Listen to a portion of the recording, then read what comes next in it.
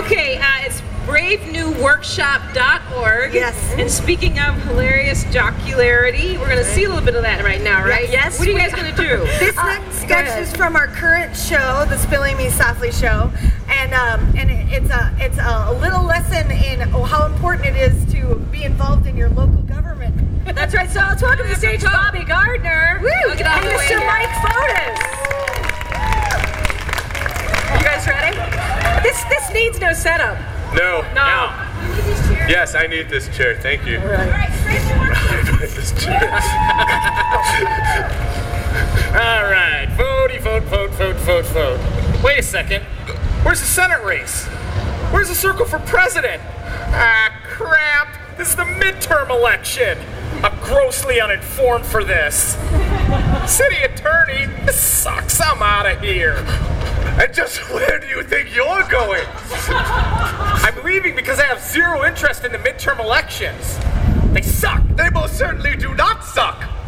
Yeah, they're super sucky. Who the hell are you? I'm Benjamin Franklin, founding father, prolific inventor, and noted pervert. I've come here to save you from yourself and a cruise for 21st century tale. Pound it.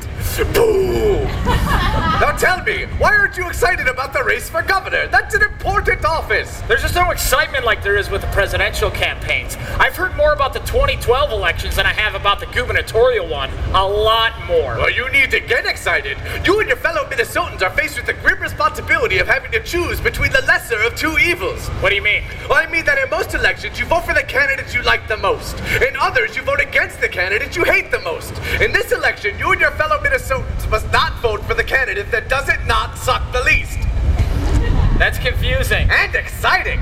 Your state's about to be flung into an ungodly hell. It's up to you to determine which kind of ungodly hell. Well, how about Mark Dayton? Mark Dayton closed his Senate office due to unspecified terrorist threats, when the other 99 senators had access to the same intelligence and felt perfectly safe. Well, maybe he's just cautious. Or maybe he's just an idiot. Did you ever think of that? Maybe he's just an idiot. Okay. Time magazine named him one of the worst senators of the year. His own party wouldn't even endorse him, but stupid people voted for him anyway because his last name reminds him of the good old days when they used to go Christmas shopping in downtown Minneapolis. Well, how about Tom Emmer? Tom Emmer. You've got to like a guy who gets arrested twice for drunk driving and then tries to pass legislation to protect drunk drivers. His brass testicles must clank with regal authority.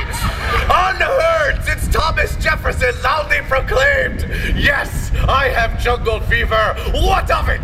I guess that's kind of interesting. Just imagine if he's elected governor. He'll try to pass legislation that will allow him to drive as drunk as he likes whenever he likes. Could he do that? It's possible. You need to understand that your governor is like the state president. That actually makes governor sound pretty cool. And the president's like the national governor. That doesn't sound cool at all. Well, then stick with the first thing I said. Just remember that this election's gonna have a far greater impact on your day-to-day life than the president ever will. It'll affect your neighborhoods, your property taxes, and whether or not homosexuals, like yourself, will ever be allowed to marry in your fine states. Think about it. But the choices are so crappy. Well, then think about the parties they represent. Because of party unity, the Republicans were able to determine the worst possible choice immediately. The Democrats had to hold a primary in order to determine the worst possible choice. That doesn't help at all. Well, what do I know? I wanted the national bird to be a turkey. If that had passed, can you imagine how expensive Thanksgiving dinner would be? Eagle's an expensive bird. I have to go. Thank you, Strange Spectre.